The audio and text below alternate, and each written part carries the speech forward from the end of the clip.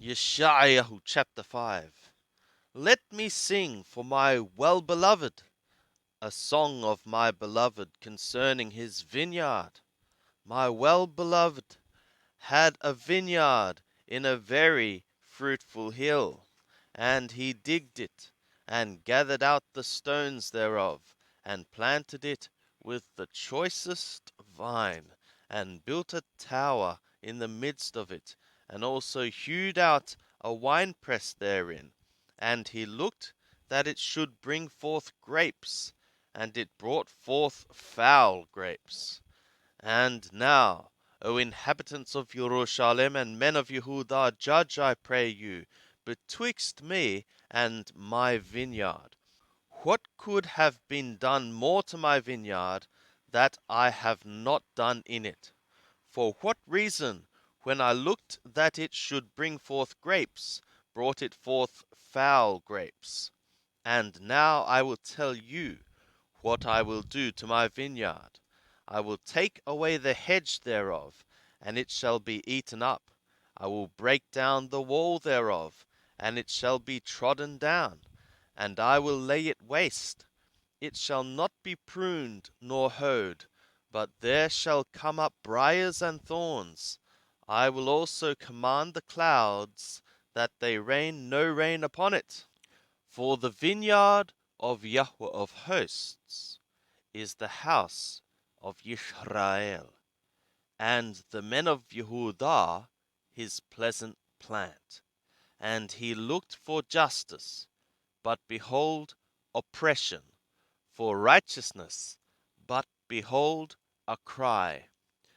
Woe to them that join house to house, that lay field to field, till there be no room, and ye be made to dwell alone in the midst of the land.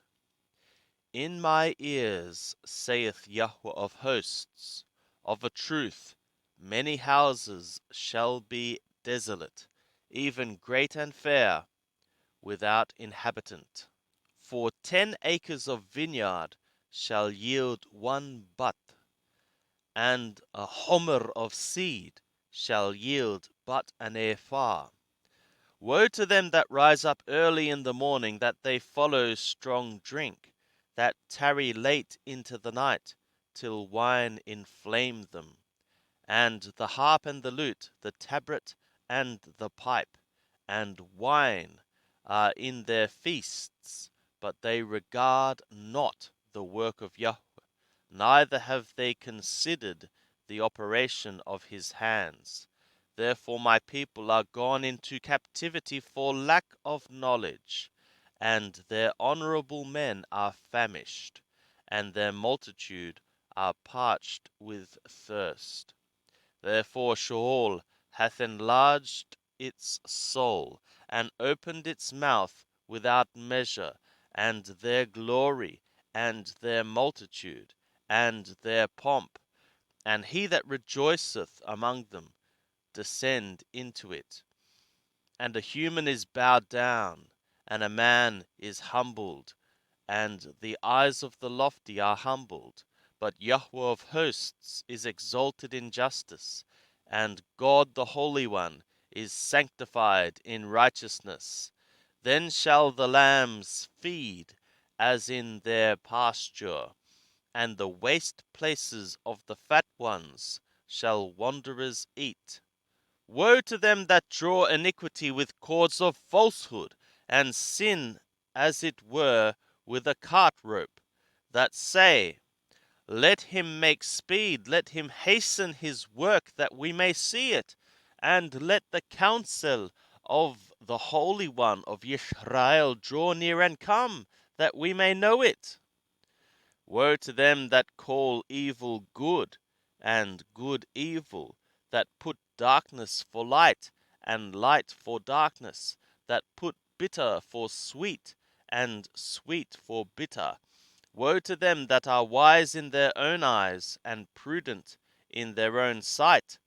Woe to them that are mighty to drink wine, and men of strength to mingle strong drink, that justify the wicked for a bribe, and take away the righteousness of the righteous from him. Therefore, as the tongue of fire devoureth the stubble, and as the dry grass sinketh down in the flame, so their root shall be as rottenness, and their blossom shall go up as dust, because they have rejected the law of Yahweh of hosts, and despised the word of the Holy One of Israel. Therefore is the anger of Yahweh kindled against his people, and he hath stretched forth his hand against them, and hath smitten them, and the mountains tremble, and their dead bodies are as refuse in the midst of the streets. For all this his anger is not turned away, but his hand is stretched out still, and he will lift up an ensign to the nations from afar, and will hiss for them from the end of the earth. And behold, they shall come with speed, swiftly. None shall be weary, nor stumble among them. None shall slumber, nor sleep, neither shall the belt of their loins be loosed, nor the latchet of their shoes be broken, whose arrows are sharp, and all their bows bent. Their horses' hoofs shall be accounted as flint, and their wheels as a whirlwind. Their roaring shall be like a lioness, they shall roar like young lions. Yea, they shall roar, and lay hold of the prey, and carry it away safe, and there shall be none to deliver. And they shall roar against them in that day, like the roaring of the sea. And if one look to the land, behold, darkness and distress, and the light is darkened in the clouds thereof.